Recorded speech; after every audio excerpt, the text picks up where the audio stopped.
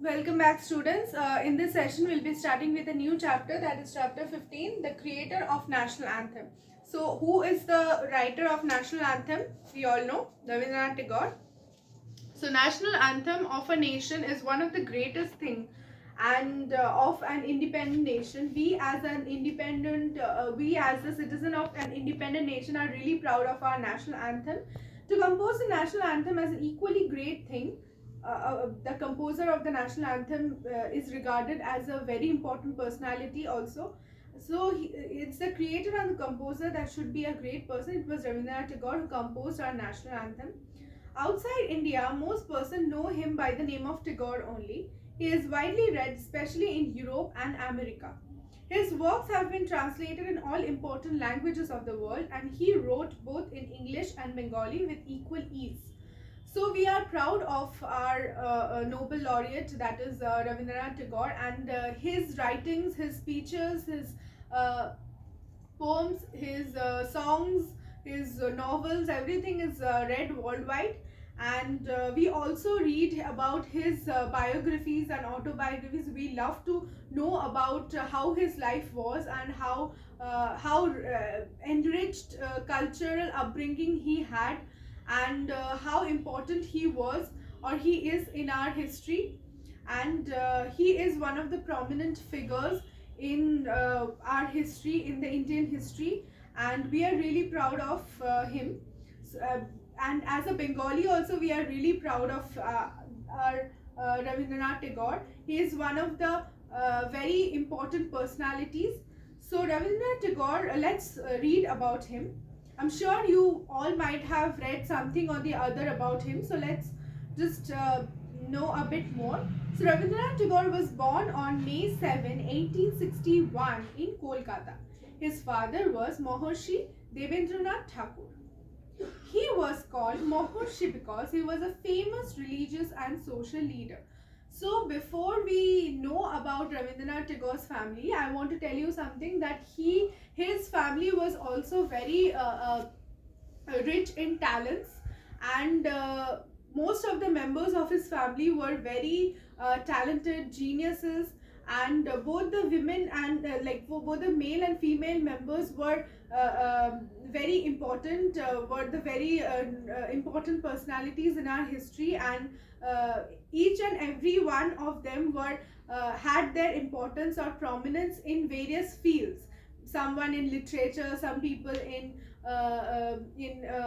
other spheres of the various society. Then some people are important, being the social leaders.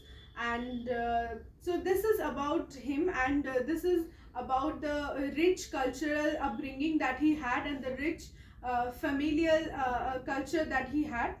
So although he was a religious person, that is Mahorshi Devendranath Thakur, he did not trust any conservative religious rules and customs on his son. On the contrary, he encouraged his son to think independently. So this was a briefing about Mahorshi Devendranath Thakur, who was a very important religious and social leader. Though he had his own religious thoughts and religious interpretations, he did not force his interpretation on anybody or his son in particular. And he allowed different ideas, different ways of thinking, different perspectives to emerge. And he allowed the people to think independently, and implement various types of thoughts in the interpretations. Then Rabindranath was a born genius. He found education in primary school too elementary.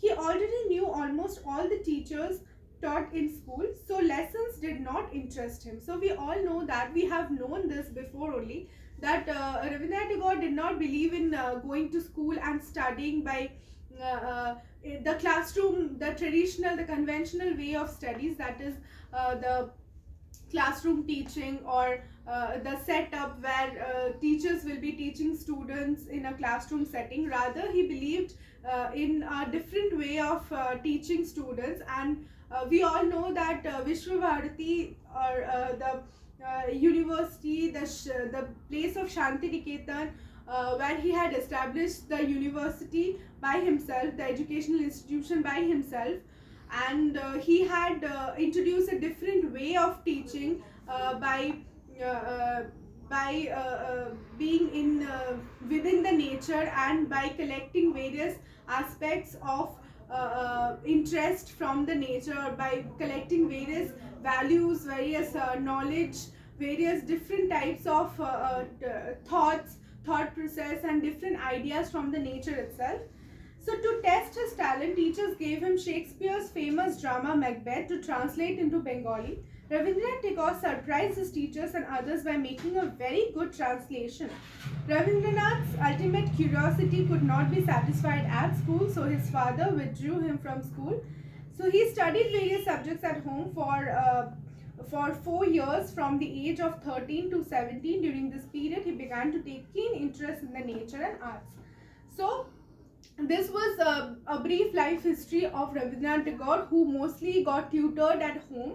And since he did not believe in the conventional way or elementary form of education, and he enjoyed learning the various things by being in nature, by being within nature, and by exploring new ways of understanding or collecting ideas from the nature itself. So this is a very brief introduction and a very brief life history of Rabindranath Tagore. The rest part of the chapter we will be studying in the next class.